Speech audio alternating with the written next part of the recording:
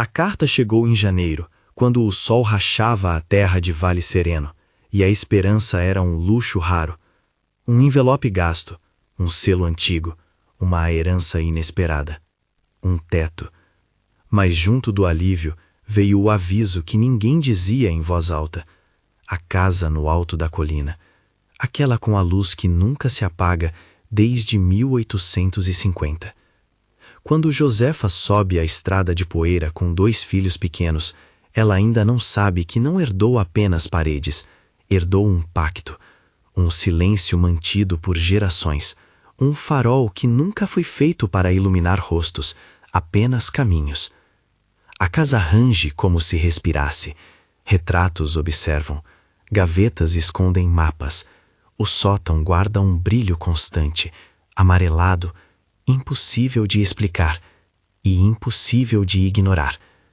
Dizem que é assombração, dizem que é milagre, mas ninguém explica por que aquela luz nunca falhou, nem mesmo quando tudo ao redor desmoronou. Então surgem as primeiras pistas, uma chave com iniciais gravadas à força, um aviso escrito à mão, cuide do que mantém promessa, um fragmento de diário escondido entre livros velhos, nomes, datas, rotas, e uma frase que muda tudo. A luz que acendemos não é para ser vista, é para orientar quem foge. A partir desse momento, Josefa entende. Alguém naquela casa escolheu proteger vidas em segredo. E agora esse segredo respira de novo. Mas segredos atraem olhos errados. A cidade começa a murmurar. Há quem queira memória, há quem queira lucro, há quem queira abrir tudo, sem medir as consequências. E Josefa fica presa entre 2 forças: proteger os vivos que ainda podem ser feridos, ou revelar uma história que o tempo tentou apagar. Porque quando a chave gira na tranca do sótão, não é apenas uma caixa que se abre, é o passado pedindo um novo guardião. E a pergunta que fica é simples e perigosa. Algumas histórias nasceram para ser contadas ou para ser mantidas na sombra. A carta chegou em janeiro, quando o sol castigava Vale Sereno e as veredas rachavam como pele de fruta madura. Veio em envelope gasto, carimbado pelo cartório da vila vizinha, com a caligrafia de alguém que soubera escrever com pressa e cuidado ao mesmo tempo. Pelo selo de cera, pelo nome, Josefa Mendonça, viúva, e pela indicação de herança, a correspondência trouxe primeiro o alívio, um teto onde morar. Trouxe junto uma sombra antiga que percorreu os confins da cidade, uma frase sussurrada em mercados e igrejas: a casa no alto da colina, aquela com a luz que nunca se apaga desde 1850. Josefa segurou a carta com as mãos calejadas de lavar roupa e de amparar 2 corpos pequenos. Antônio, 7 anos, já sentia na escola o peso do riso fácil.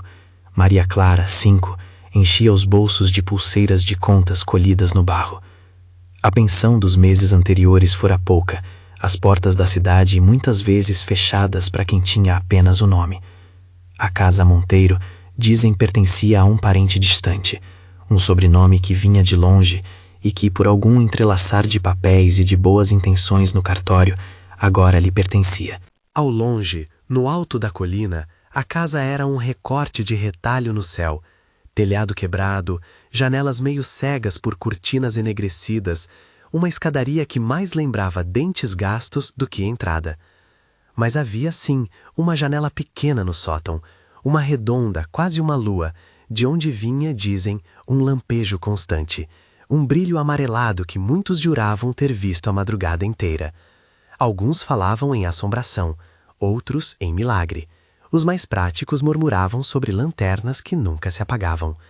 Entre as vozes, circulava também o nome de Augusto Monteiro, um homem que havia vivido naquela casa e que desaparecera das lembranças formais havia décadas. Na tarde da mudança, a carroça rangeira-se por caminhos de pó, e o som dos rodados pareceu anunciar uma passagem. Josefa desceu primeiro, com as crianças ao lado, as malas apertadas contra o corpo como se guardassem mais do que roupas, memórias, cartas sem ler, um cobertor que sabia a chuva. Quando a porta se abriu, um sopro de ar antigo veio da casa, um cheiro de madeira seca, de livro, de algo que dormira por muito tempo. As tábuas do piso gemiam sob os passos e o escuro do corredor parecia um braço que demorava a soltar. Por dentro, a casa Monteiro guardava o silêncio de quem é muito grande para não ter ecos. O hall era espaçoso demais para 3 vidas pequenas. Retratos de antepassados desbotados observavam o móvel coberto de pano. Cortinas à janela filtravam a luz em tiras de pó dançante.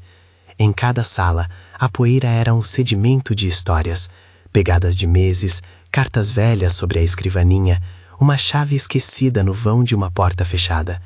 Josefa sentiu ao mesmo tempo a opressão da solidão e o estranho conforto de ter um lugar que pertencia de fato a ela. Na primeira noite, Antônio e Maria Clara dormiram numa cama improvisada no parapeito da sala, cobertos por mantas trocadas. Do lado de fora, o vento cantava nas frestas e a colina devolvia uma ausência de vozes humanas. Josefa sentou-se diante da lareira, sem fogo por enquanto, e leu a carta de novo.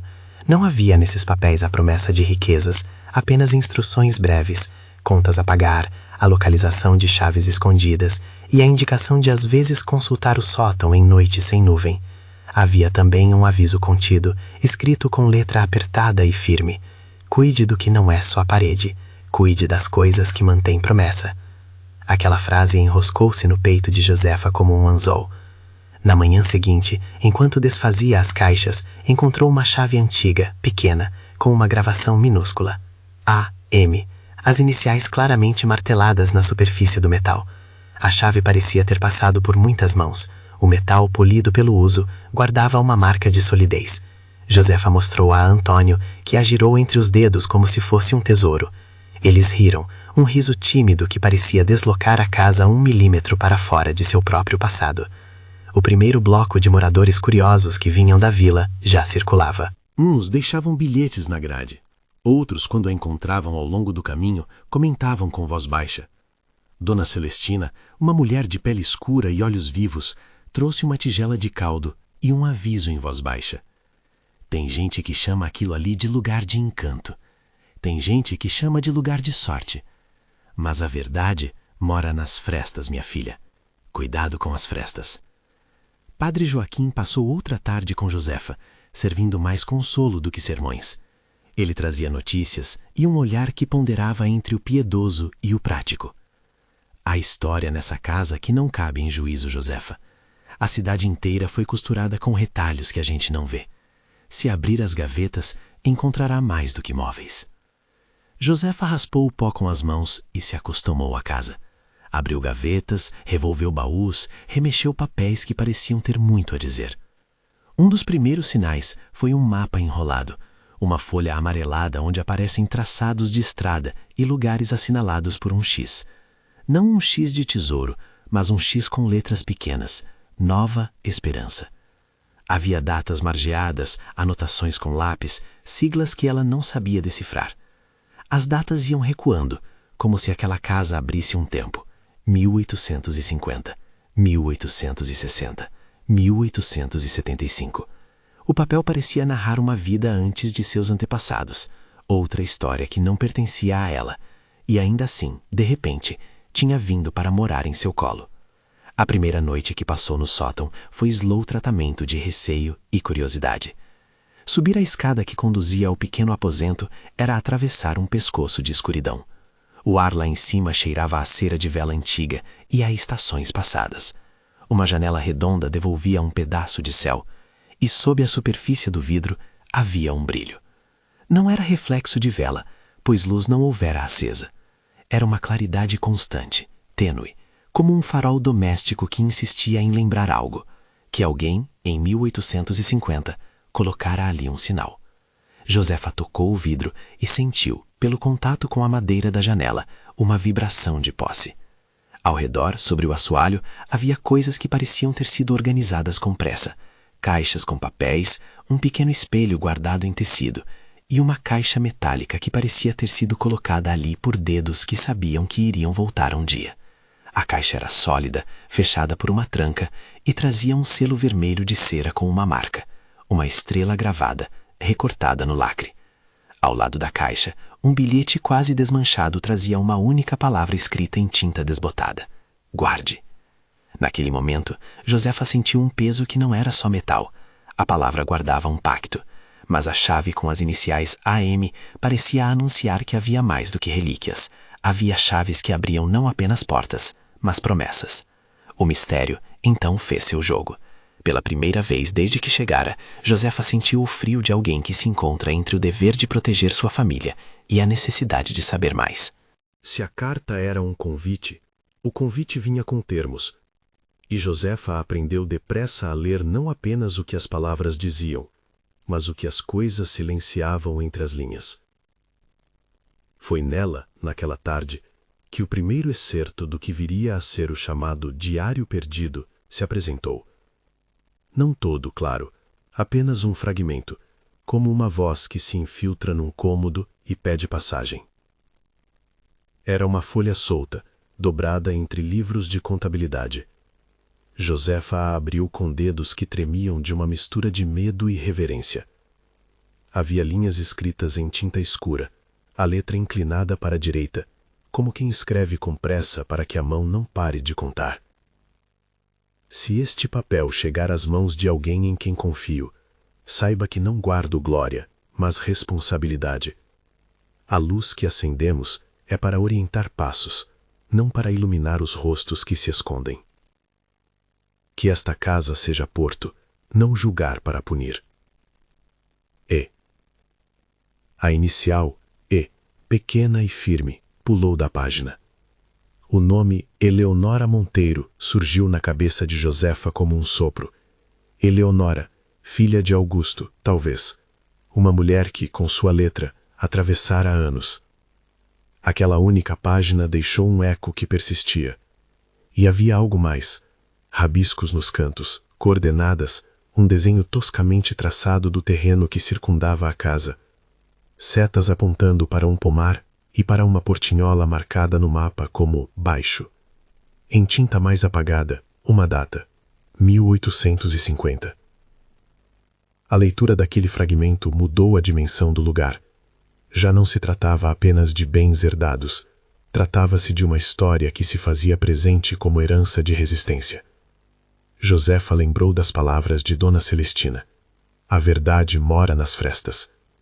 A folha estava numa fenda. E no seu cerne, a verdade pingava, lenta, pedindo cuidado. O boato, claro, correu na cidade como chama transmitida por tecido seco.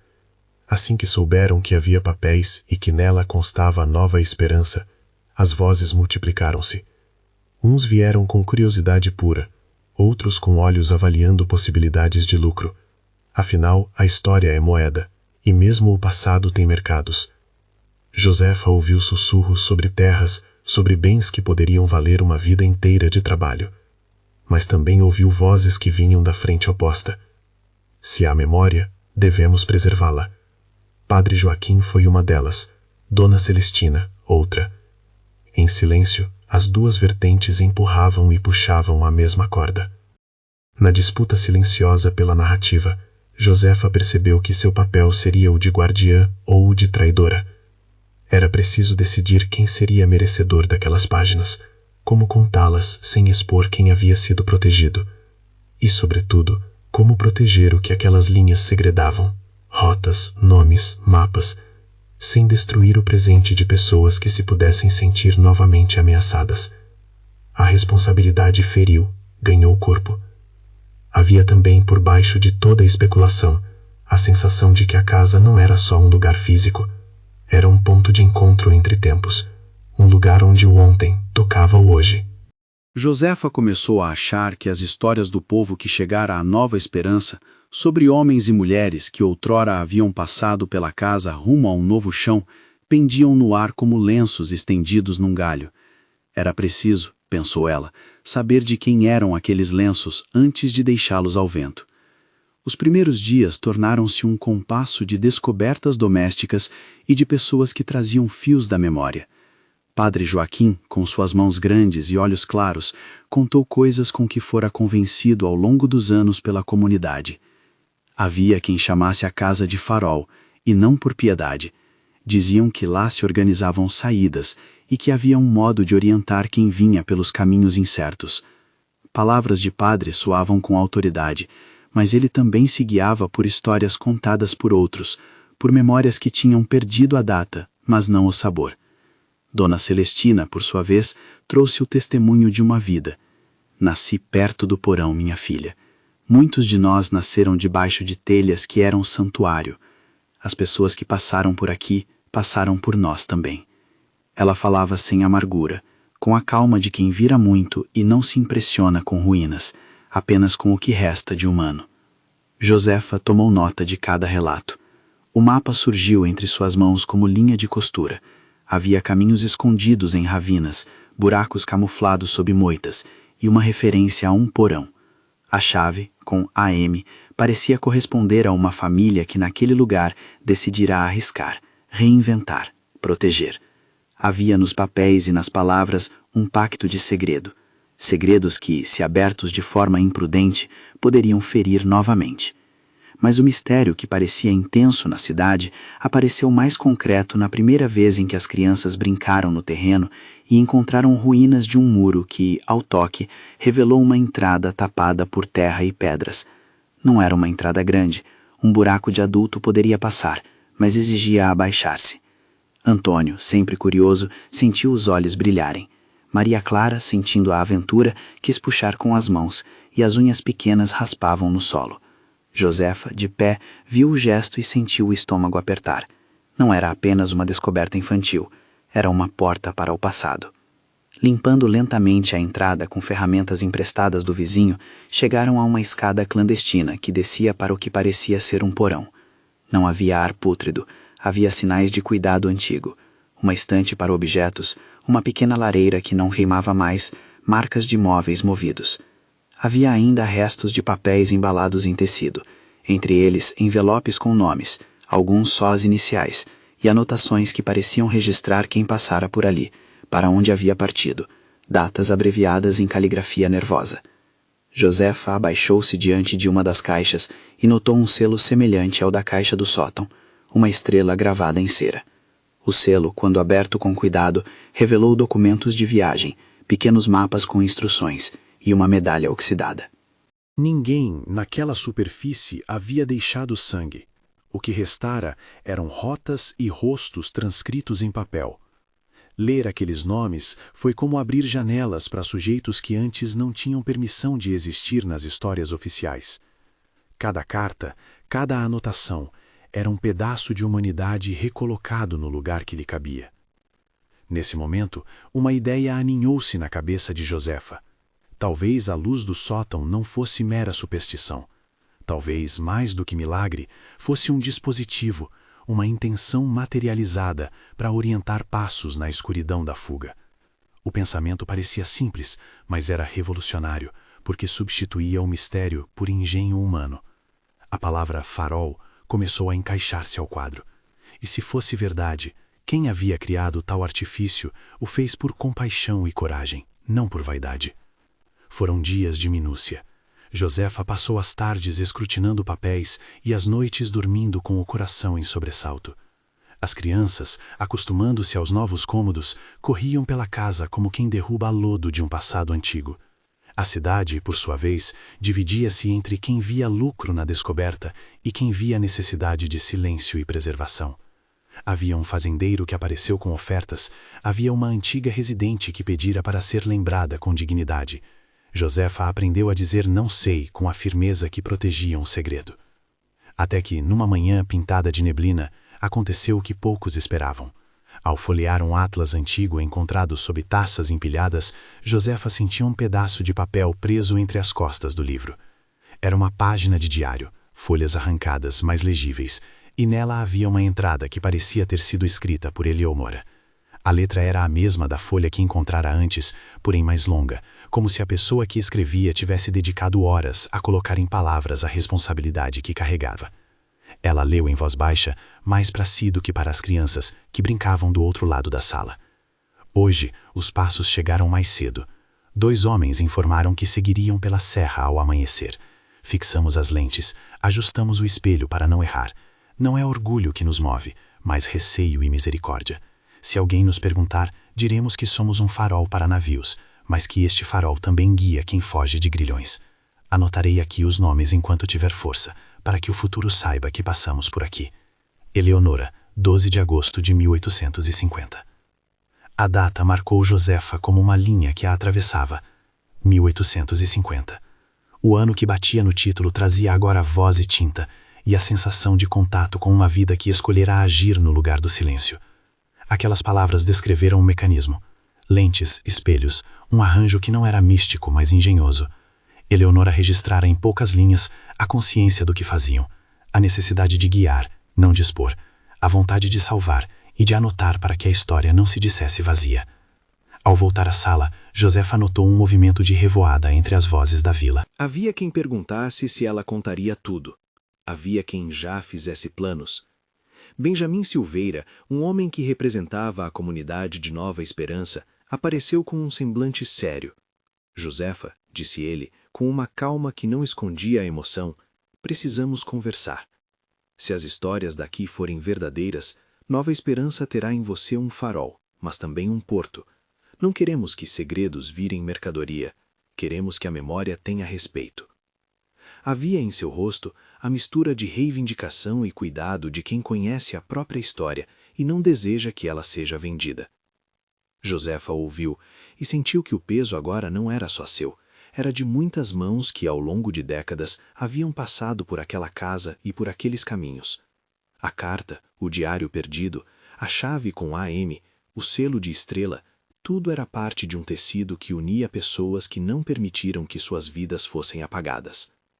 Naquele crepúsculo, antes de subir ao sótão novamente, Josefa levou as crianças ao pomar e deixou que corressem entre mangueiras e pés de laranja. O mundo, por enquanto, continuava com suas rotinas. O galo cantando, o leite chegando, as pessoas vendo no cotidiano motivos para seguir. Mas, no íntimo da casa, algo havia mudado. O antigo mito da luz que nunca se apaga assumira uma face humana. Uma intenção arquitetada por mãos que 70 anos antes haviam decidido arriscar. Ainda havia mais para descobrir. Houvera sinais de túneis, nomes em envelopes, mapas que indicavam Nova Esperança como destino final. Mas o coração da questão batia no sótão, junto à caixa de metal com o selo de cera, e na chave com as iniciais de Augusto Monteiro, arrancada dos papéis e entregue ao acaso, aos dedos de uma viúva que agora não podia mais fingir não saber. O que aquela caixa guardava?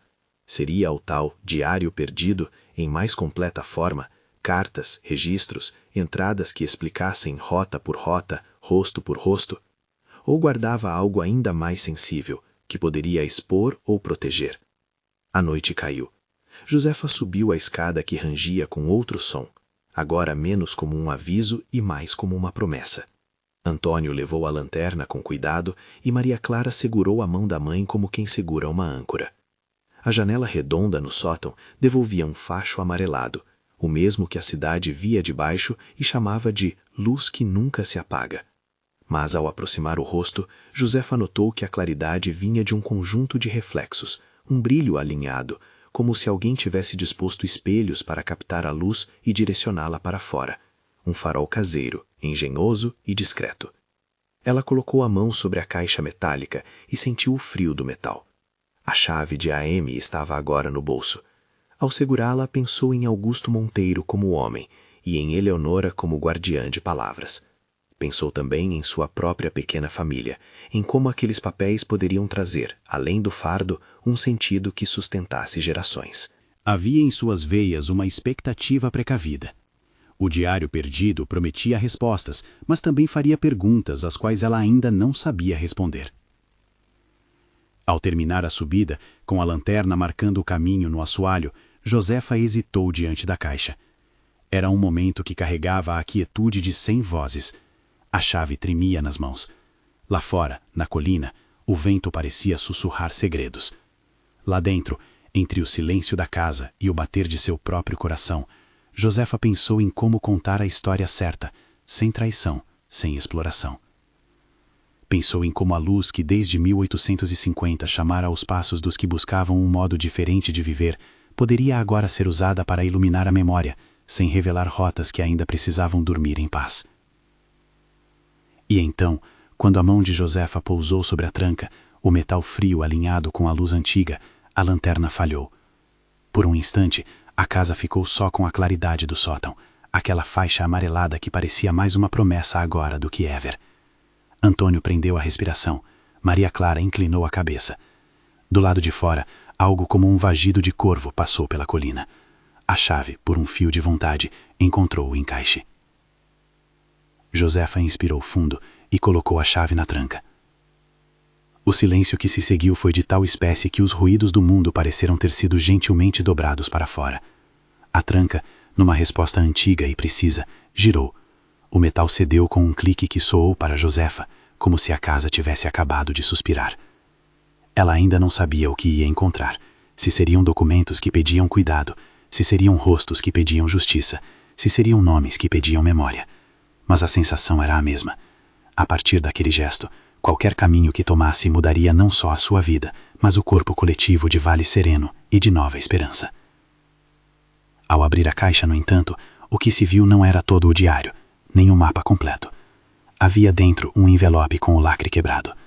O papel que emergiu dele trazia por cima de escritas uma fotografia pequena, desbotada, com duas pessoas de pé na frente da casa, um homem e uma mulher, segurando com as mãos algo que poderia ser uma criança.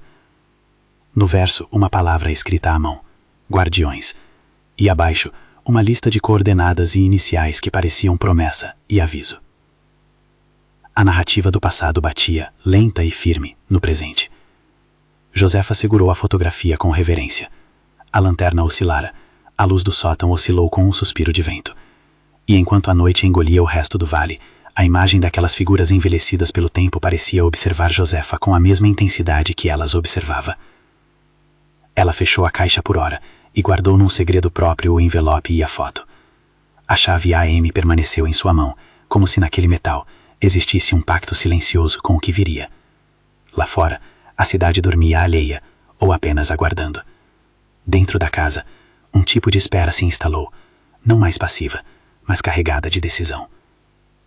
Josefa desceu as escadas com as crianças. No caminho pensou na promessa de Eleonora, que a luz fosse para orientar passos. Era essa a tarefa que pesava sobre ela agora: orientar, proteger, preservar.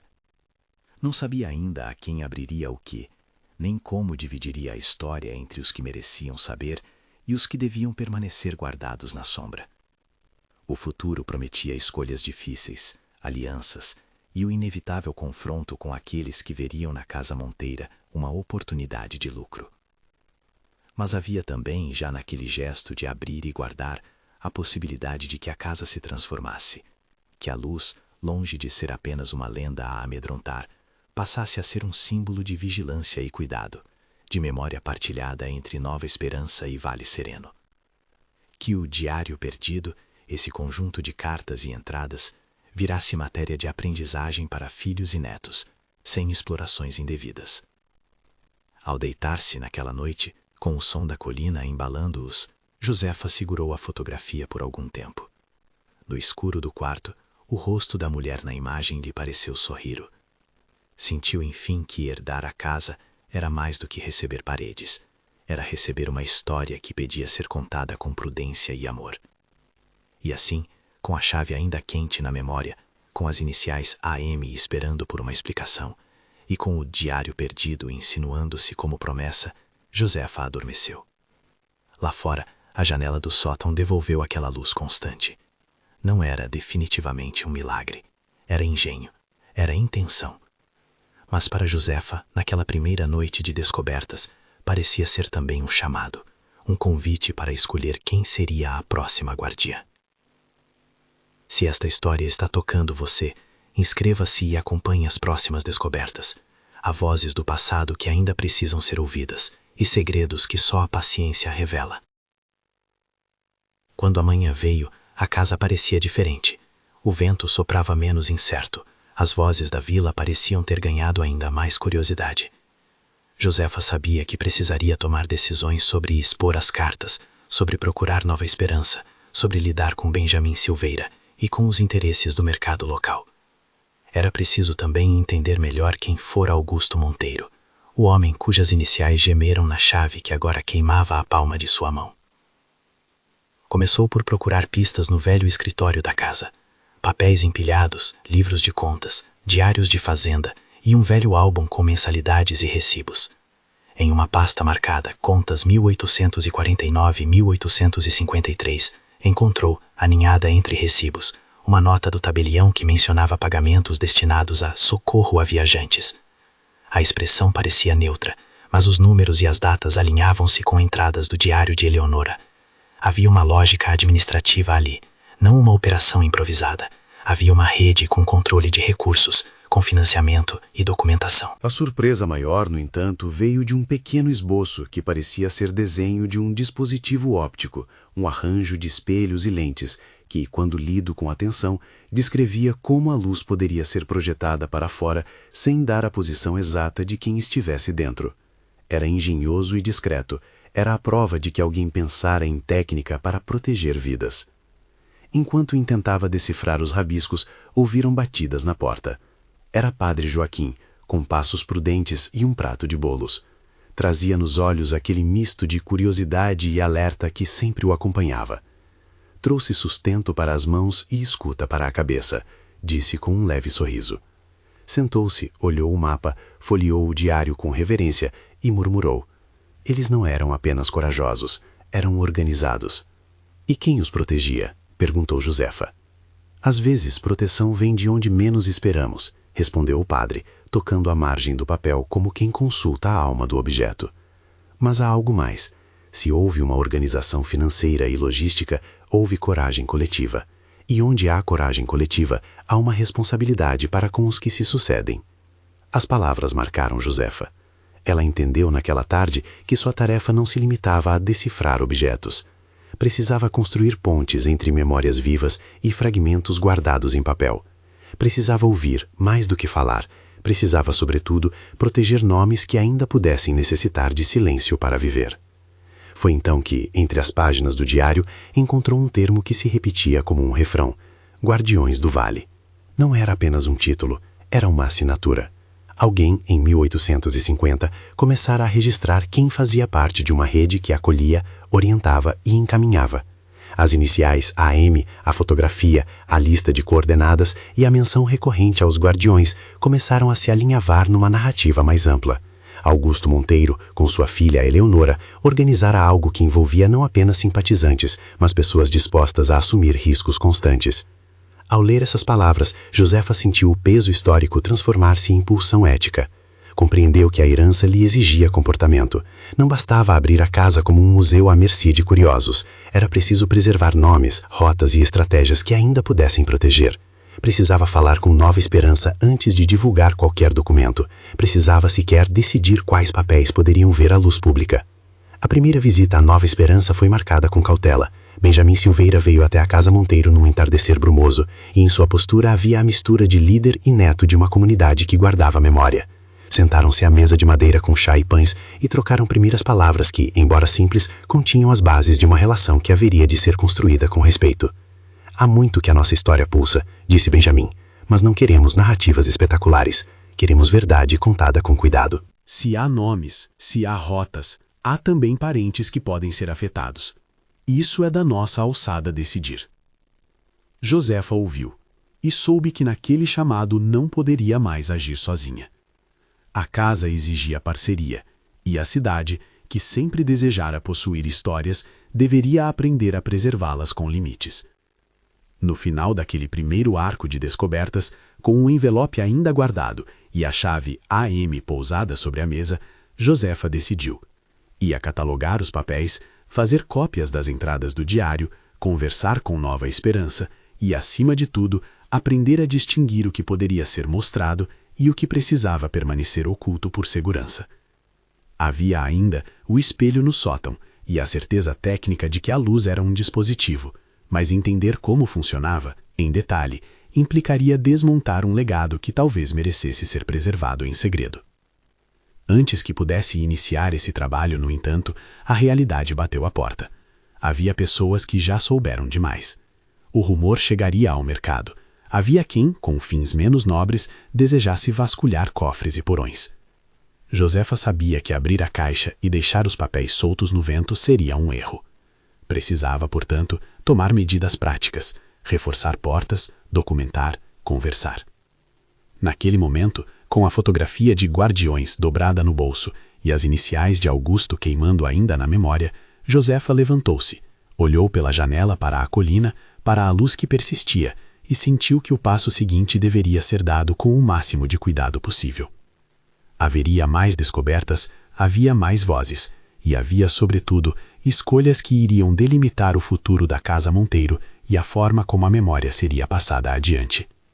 Ela já não pertencia apenas a si. Era agora guardiã de um legado cujo valor excedia as paredes que o continham. Do lado de fora, a luz do sótão brilhava contínua, farol de uma história que, por ora, só começava a ser desvelada.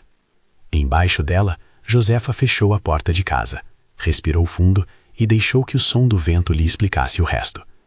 Ela ainda não sabia todas as respostas, mas sabia, com a clareza de quem abriu uma página antiga, que aquele diário perdido não pertencia a ninguém sozinho.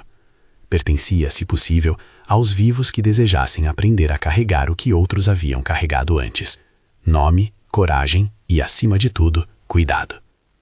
Quando a primeira escavação se abriu, o ar que subia era antigo, mas não pútrido, como Josefa temera. Era um ar de lugares que foram vividos e depois guardados. Desceram por uma escada de pedra esquecida, cada degrau devolvendo um pequeno som seco que fazia as lanternas lançarem sombras tremeluzentes nas paredes. Padre Joaquim segurava a mão de Dona Celestina numa espécie de reverência, como se tocar aquelas pedras fosse tocar a pele de alguém que passara por ali antes. Antônio, pequeno demais para a contenção, mantinha o rosto colado ao ombro da mãe, os olhos grandes como pratos sobre o capuz da lanterna. Maria Clara ia na frente, com a coragem miúda das crianças que desconhecem perigos e veem apenas aventuras. O porão abriu-se em câmaras baixas, divididas por arcos. Havia nichos cortados na pedra para armazenar mantimentos e, em cantos, baús com fechos corroídos. Nada do que encontraram dera indícios de espetáculo, apenas cuidado. Em cima de uma mesa de pedra, protegidos por tecido, repousavam envelopes e registros amarrados com fitas que o tempo agora tornaram frágeis. O selo da estrela, repetido, brotava em cera escura e lembrava que alguém, no passado, escolhera marcar essas coisas com um símbolo cuja finalidade não era apenas identificação, mas promessa. Josefa abriu o primeiro pacote com dedos cautelosos. Uma das folhas revelou uma lista escrita com caligrafia apressada e precisa. Nomes, abreviações de datas, destinos anotados em abreviatura. Havia nomes sem sobrenome, apelidos de trabalho, diminutivos, pessoas que a documentação oficial talvez nunca tivesse considerado dignas de registro. Ler aqueles nomes foi mais do que reconhecer papel, foi restituição. Havia uma linha que, quando lida em voz baixa por Padre Joaquim, soou como um alívio. Lembrar-se é devolver. A dupla de amigos que ajudara nas escavações, um jovem carpinteiro da vila e a filha do padeiro, trouxe uma pequena carroça para retirar terra com cuidado. A cada saco que saía, apareciam artefatos não espetaculares, mas íntimos. Um punhado de botões, um bracelete de contas, pedaços de tecido costurado por mãos que tinham pressa. Em um canto, um cofre pequeno, reforçado, despertou atenções. A tranca parecia ter sido forçada há muito tempo, mas o interior ainda guardava algo. Um conjunto de papéis enrolados e, junto deles, um medalhão com foto que replicava, em miniatura, a imagem encontrada dentro da caixa do sótão. Os mesmos rostos, o mesmo ar de responsabilidade. Entre os papéis havia mapas com rabiscos que mostravam rotas de fuga, trilhas que serpenteavam por matas e riachos, sinais camuflados como pedra quebrada à direita e muda de madeira com marca duplamente lascada. Havia conversas registradas em forma de notas. Não expor nomes completos, proteger saídas. Havia também um livro de contabilidade com entradas precisas, datas, despesas para mantimentos, pagamentos a guias e a terceiros, indicativos de que a rede fora pensada com rigor administrativo. Tudo ali desenhava uma organização que combinava afeto e técnica. Em uma página solta do diário de Eleonora, um trecho que parecia arrancado do fio do tempo, havia uma frase curta e direta, escrita em tinta que tremia por causa do tempo. Para quem vier depois, peço que guarde mais do que palavras. Guarde quem as palavras protegem. Josefa tocou a linha como se tocasse um corpo. O trabalho no porão revelou também um mecanismo escondido. Uma pequena abertura lateral, disfarçada atrás de uma estante, dava entrada a um túnel raso que seguia sobre o terreno e parecia conduzir para o bosque. Não era um túnel sofisticado, mas era funcional, suficiente para esconder passos e permitir o deslocamento sem que estranhos vissem. As paredes ainda guardavam marcas de mãos que empurraram e rasparam. Se a operação tivera como objetivo salvar vidas, ela também deixara impressões humanas. Benjamin visitou a casa logo que soube da descoberta do túnel. Ele falou pouco enquanto caminhava pelo porão, os dedos a roçar nas paredes frias, os olhos a absorver cada detalhe. Quando finalmente sentou-se com Josefa na mesa, bateu com os dedos no diário aberto. Eles pensaram nas consequências, disse ele em tom baixo. Não era improviso. Havia um cuidado, registros, pagamentos, nomes. Isso demonstra responsabilidade comunitária. Não é um episódio isolado. É memória de uma organização que precisou de sigilo para sobreviver. As palavras de Benjamin abriram um leque de urgências. A principal delas era decidir como tratar os nomes. Muitos daqueles que haviam passado pela casa, ou os descendentes deles, viviam agora em Nova Esperança ou em vilarejos próximos. Revelar nomes completos poderia trazer consequências inesperadas. Alguns poderiam desejar a visibilidade. Outros, por razões que iam de vergonha a medo de retaliações, poderiam preferir o silêncio. Josefa, que já sentira o peso da decisão, entendeu que proteger significava ouvir. Nas semanas que se seguiram, o trabalho de catalogação tornou-se ritual. Josefa foi aprendendo a ler letra antiga.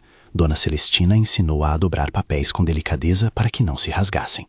Padre Joaquim ajudou a verificar datas em registros paroquiais. Em tardes longas, sentavam-se em volta da mesa da cozinha e, à luz de lampiões, transcreviam trechos, anotavam siglas, apontavam possíveis identidades. Em silêncio, criaram um sistema que combinava arquivos públicos e memórias orais. Cada nome lido era comparado com registros de batismo, cemitérios e relatos de famílias. O trabalho era tão técnico quanto afetivo. Tratava-se de dar às pessoas um lugar que a história oficial talvez nunca lhes concedera. A notícia inevitavelmente espalhou-se. Logo a casa tornou-se ponto de negociação para mais do que memória. Havia aqueles que imaginavam transformar o sítio em atração turística, transformar documentos em exibição lucrativa. Um grupo de comerciantes da cidade fez uma proposta. Comprariam a casa, restaurariam com fins comerciais e prometiam, preservariam a história em painéis bem pagos. Havia também um fazendeiro que oferecera dinheiro alto por alguns lotes. Ele via na casa uma possibilidade de valorizar a terra ao redor. As vozes mercantis chegaram embaladas por promessas e pressões. Josefa, que há pouco decidira que não venderia, sentiu a tensão atravessá-la como lâmina que não corta, mas que pressiona. As ofertas vinham com a promessa de resolver problemas imediatos, juros de pensão, um telhado novo, alimento garantido. Mas havia por detrás dos cifrões o risco de que a história virasse espetáculo e nomes fossem transformados em mercadoria. Em uma tarde em que o sol caía pesado, o homem do mercado local apareceu à porta, com uma pasta de couro e uma voz que tentava soar afável. Dona Josefa, disse ele, as mãos a brincar com o fecho da pasta. Essa casa pode render. Imagine uma visita guiada, uma plaquinha, fotos, entrada paga. O povo gosta de mistério, história bem contada atrai. E a senhora poderia garantir um futuro confortável para as crianças. Josefa ouviu sem erguer a cabeça. Ao seu lado, Antônio encolhia-se ao olhar daquele homem, como se pressentisse o perigo de ver alguém vender lembranças alheias. Quando o homem deixou a casa, a porta bateu com força e o som ficou pendurado no corredor. Padre Joaquim, que assistia à cena, aproximou-se e tocou a mão de Josefa. Se for para vender o passado, vendemos também o presente de quem ainda vive, disse ele, firme. A preservação não pode ser sinônimo de espetáculo. A resistência de Josefa não foi apenas retórica, foi prática. Ela começou a ver o papel da Casa Monteira como ponte entre comunidades. Procurou Benjamin e propôs um encontro em Nova Esperança, para apresentar o material que havia sido encontrado. Não queria tomar decisões unilaterais. Benjamin, que representava um corpo coletivo, aceitou. O encontro foi combinado com cuidado, em um salão de reunião simples, ao ar livre, na praça do anexo da comunidade. A viagem à Nova Esperança foi curta, mas carregada de significado. A comunidade recebeu-os com uma mistura de solenidade e simplicidade. Cadeiras alinhadas sob mangueiras, crianças correndo às margens, mulheres com chales a oferecerem pão. Houve abraços antigos, gente que reconhecia nas feições de Josefa traços compartilhados. Havia também curiosidade e algum nervosismo. Benjamin iniciou a reunião falando da responsabilidade que sentia sua comunidade carregar. Não estamos aqui para vender memória, disse ele. Estamos aqui para proteger. Se há documentos que nos identificam como parte de uma história mais ampla, então cabe a nós decidir como contá-la. Josefa então apresentou os papéis, mostrava os mapas sem as coordenadas sensíveis, lia excertos do diário de Eleonora com voz trêmula. Fixamos as lentes, ajustamos o espelho para não errar. No entanto, quando os nomes completos surgiam, ela os mantinha encobertos ou apenas citava iniciais até que as famílias fossem consultadas. Muitas pessoas da comunidade reconheceram antigos sobrenomes, parentes, apelidos. Dona Celestina encontrou uma linha que mencionava alguém que ela conhecera na infância, e ao pronunciar o nome, a praça encheu-se de um silêncio respeitoso. Os debates foram longos e empáticos. Houve quem quisesse abrir tudo, para exorcizar segredos e transformar a memória em aprendizado público. Outros pediram cautela, lembrando que os ecos do passado ainda traziam ameaças. No fim, a decisão coletiva foi equilibrada. Criaram um acervo responsável, com acesso controlado para pesquisadores e para descendentes. E uma exposição pública que narrasse a história sem expor rotas, nomes sensíveis ou detalhes que pudessem comprometer descendentes de quem chegou à Nova Esperança. Com a deliberação, formou-se um pequeno conselho entre Nova Esperança e Vale Sereno. Josefa foi convidada a ser parte do conselho, mas a liderança simbólica foi deixada a Benjamin e a Dona Celestina, como representantes da continuidade geracional. A escolha marcou um pacto. A Casa Monteiro seria restaurada, mas com regras claras. O diário perdido seria preservado, catalogado e estudado. E parte do acervo seria exibido em um espaço criado em Nova Esperança, para que a comunidade mantivesse acesso. O trabalho de restauração começou quase imediatamente, com mãos de Nova Esperança e de trabalhadores da vila juntando-se em mutirão. Homens e mulheres trocaram histórias enquanto batiam pregos e limparam paredes. Simbolicamente, as paredes que antes abrigaram segredos, agora se refaziam em solidariedade. Houve momentos de leveza. Antônio aprendendo a martelar uma tábua com a orientação de um carpinteiro. Maria Clara distribuindo água aos que suavam no telhado novo.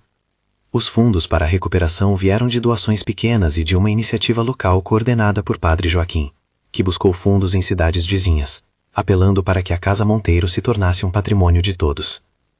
Durante a restauração, Josefa tomou uma decisão prática: montar uma pequena biblioteca comunitária na antiga sala de recepção.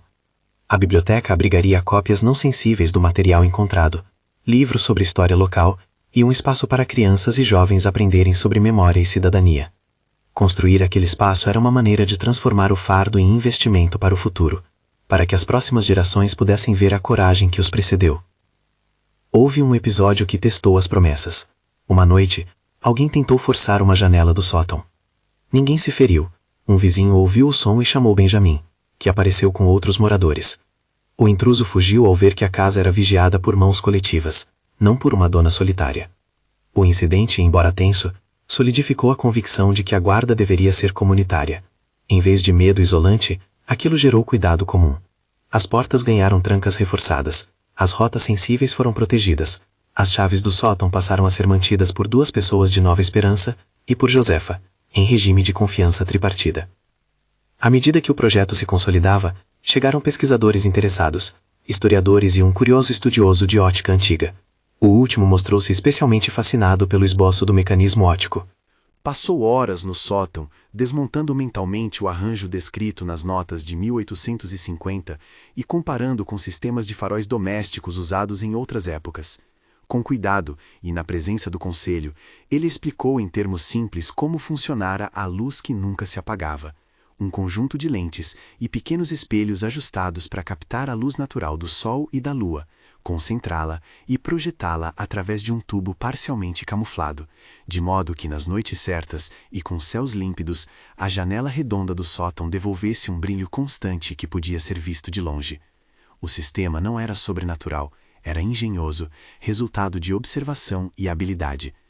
Eleonora e Augusto, em suas notas, haviam desenhado um dispositivo que fazia uso de ciência prática para manter a promessa de orientação sem denunciar a presença de quem ali se abrigasse. O esclarecimento técnico transformou a lenda numa admiração pela inventividade humana. A luz deixava de ser mistério místico e tornava-se símbolo consciente, uma forma de vigilância humana em nome da liberdade de outros. Josefa sentiu que aquela conclusão não diminuía a aura, antes dava-lhe dignidade. A comunidade respirou mais tranquila. O que durante décadas fora domado pela superstição, agora aparecia como herança de coragem e engenho. No dia da inauguração da exposição, a Praça de Nova Esperança enchia-se de gente. A exposição fora planejada para ser respeitosa, vitrines com objetos cotidianos, painéis que contavam a história de forma contextualizada, trechos do diário de Eleonora emoldurados, mas com nomes sensíveis cobertos por painéis móveis para que apenas familiares pudessem ter acesso. Havia também uma sala com documentos digitalizados para pesquisadores que assinassem termos de uso e uma seção infantil na biblioteca com histórias adaptadas sobre coragem, solidariedade e o valor de proteger a dignidade alheia. Josefa caminhou entre as vitrines com os olhos úmidos. Ao lado, Benjamin conversava com um grupo de jovens que agora estudavam para ser guias. Dona Celestina, sentada num banco, sorria como quem reconhece um déjà-vu do passado. Eles sempre souberam o que faziam, murmurou para quem quisesse escutar. Naquele dia, a Casa Monteiro mudou de significados. De lugar temido passou a ser monumento vivo de resistência. As crianças de Nova Esperança fizeram uma leitura dramática de trechos adaptados do diário. Quando as palavras de Eleonora ecoaram pela tenda, muitas bocas se calaram, não por medo, mas por respeito. O clímax emocional para Josefa veio quando um homem idoso se aproximou dela com as mãos trêmulas. Ele segurou uma fotografia amassada e com voz embargada disse: "Minha mãe passou por aqui. Ela me contou uma vez, quando eu era garoto, sobre uma casa no alto da colina. Eu achei que era história de velho. Agora vejo que era verdade. Obrigado por escutar." Josefa inclinou-se, puxou o xale do idoso e abriu os braços. Não houve palavras grandes, apenas o reconhecimento de que guardar um passado era também devolver nomes ao lugar de onde nunca deveriam ter saído. A cidade inteira parecia respirar um novo ar. Os dias seguintes foram de rotina transformada. A Casa Monteiro tornou-se um centro de pequenas negociações, estudos, visitas escolares, encontros entre as comunidades. Havia regras estritas para pesquisas e um código de conduta para quem consultasse documentos sensíveis. A administração passou a ser compartilhada entre um conselho local e Nova Esperança. Josefa assumiu, com modéstia, o papel de gestora dos arquivos, guardiã não isolada, mas integrante de um corpo que zelava. Com o tempo, o sótão foi restaurado de forma a que sua luz pudesse ser mantida sem revelar rotas. O dispositivo óptico recebeu manutenção discreta e uma proteção que permitia acender a luz em ocasiões simbólicas, nas datas de lembrança, em aniversários das pessoas cujas vidas passaram por ali, sem que isso significasse o retorno de práticas arriscadas. A luz, uma vez explicada, passou a ser um emblema, vigilância que orienta, não que expõe. A transformação pessoal de Josefa foi igualmente profunda. Aquela viúva que chegara com uma carta apertada na mão tornara-se peça central de uma história que excedia seu próprio destino. Havia noites em que ela sentava na pequena biblioteca, observava as crianças e recuperava a fotografia dos guardiões. Os olhos da mulher na imagem, Eleonora, certamente, pareciam acompanhar seus passos. Às vezes, Josefa pegava o camafeu da caixa e o segurava contra o peito, como se carregasse ali a aprovação silenciosa de quem viera antes. Ela aprendera com o processo que a generosidade do passado exigia prudência no presente. Houve decisões difíceis, naturalmente. Uma das mais delicadas envolveu uma família que aparecera com um pedido de anonimato total. Um dos nomes no diário correspondia a um antepassado cujo destino estava ligado a uma linhagem controversa em outro município. Revelar poderia causar embaraços para descendentes que preferiam não ser relembrados publicamente. Josefa e o conselho decidiram pela confidencialidade, oferecendo ao descendente acesso controlado aos papéis e apoio para contar, se desejasse, sua história de maneira que respeitasse sua vontade. Essas escolhas, nem sempre fáceis, mostravam que preservar a memória não é apenas tornar público, é muitas vezes proteger. Os meses tornaram-se estações, e as estações, anos. A Casa Monteiro, com o telhado remendado e as paredes lavadas, ganhou um jardim comunitário onde crianças plantavam mudas e, ao lado, a biblioteca popular. Antônio crescia e ajudava na catalogação, aprendendo a reconhecer letras antigas. Maria Clara, com mãos pequenas, folheava livros ilustrados e desejava ser contadora de histórias. Josefa observava-os com um orgulho que misturava alívio e promessa. A casa deixara de ser mera herança material e vira um lugar de encontro, ensino e memória. Naquele que foi talvez o primeiro aniversário público do projeto, Nova Esperança organizou uma cerimônia singela. Havia representantes da cidade, mas a palavra foi sempre de quem mantinha a memória viva.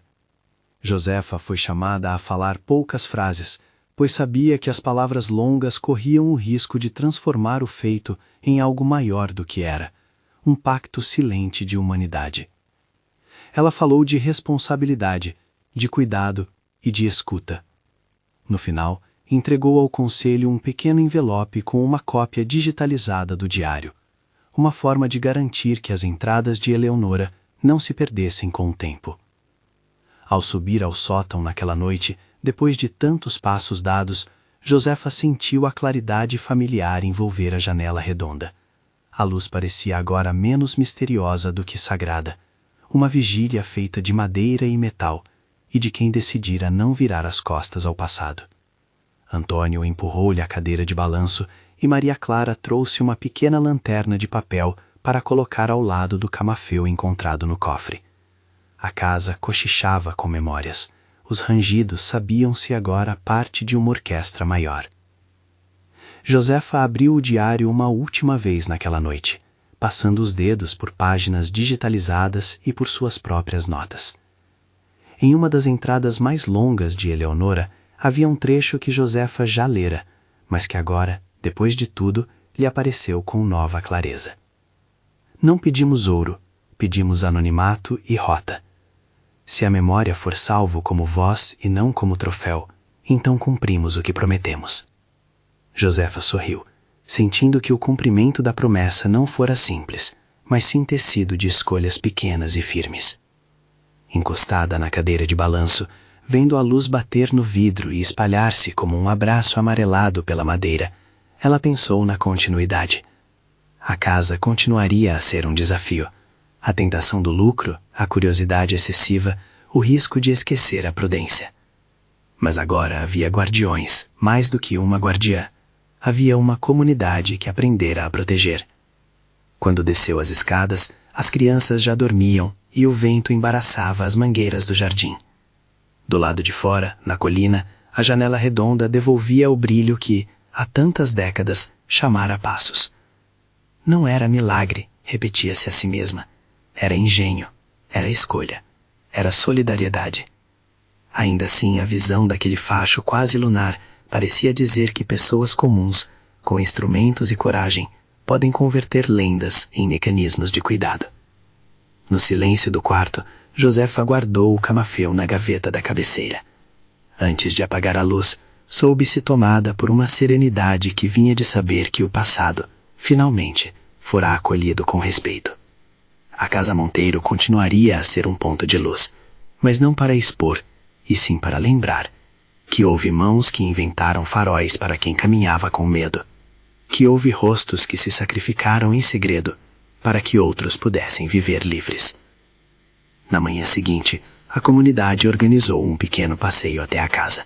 As crianças de Nova Esperança caminharam de mãos dadas com as de Vale Sereno para conhecer a biblioteca, aprender a folhear documentos e entender o significado de proteger uma história. Havia uma mesa infantil com atividades, desenhar um símbolo para a coragem, escrever uma carta para alguém do futuro. Antônio desenhou uma chave com as iniciais AM. Maria Clara fez a janela redonda com um sol a brilhar. Josefa, observando-os, sentiu que a passagem de guarda já havia começado. Discreta, diária, quase como o zumbido de uma luz que se coloca para orientar sem alarde. Quando o dia caiu, Josefa subiu outra vez ao sótão. A luz brilhou, constante. Ela colocou a mão sobre o vidro e por um breve instante imaginou Eleonora ali, respirando, olhando a colina que se abria. Havia nas notas sobreviventes conselhos diretos. Não revele rotas, escute as famílias, preserve com ternura. Josefa sorriu com a sensação de ter obedecido a uma tradição de cuidado. Em silêncio, pensou na palavra que Eleonora deixara: guardiões. Agora, sendo viúva e mãe, ela sentia que aquilo significava menos heroísmo solitário e mais um pacto compartilhado. A casa Monteiro não havia cessado de ser enigma.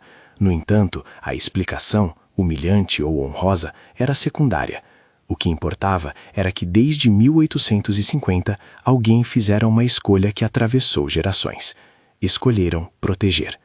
Josefa fechou os olhos e por um segundo ouviu nos batimentos do próprio peito o eco das palavras antigas. A partir daquela noite, a colina teria duas luzes, a que vinha do sótão e a que vinha da lembrança. Ambas, de formas diferentes, orientavam passos.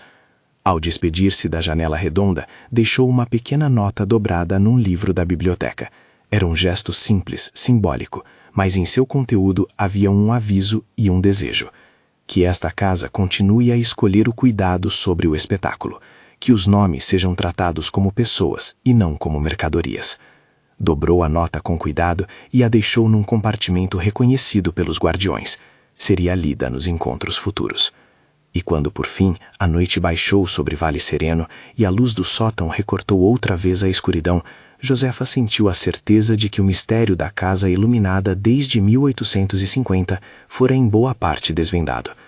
O diário perdido, agora integralmente preservado, cuidadosamente protegido e compartilhado com quem devia conhecê-lo, havia dado nome a muitas vidas e devolvido histórias que pareciam desaparecer. A viúva que chegara com cartas e receios tornara-se guardiã de uma herança que não era só dela, era de todos os que escolheram não esquecer. Se você quiser saber mais sobre como essa história foi construída e acessar notas, cópias seguras de trechos selecionados e sugestões de leitura sobre memórias locais e preservação, há materiais complementares disponíveis no link na descrição. Que a luz que orientou passos continue a nos lembrar da importância de proteger as histórias e de ouvir com cuidado. Viúva e o Diário Perdido. O mistério da casa iluminada desde 1850 permanece, agora, como um convite para que guardemos o passado com humanidade.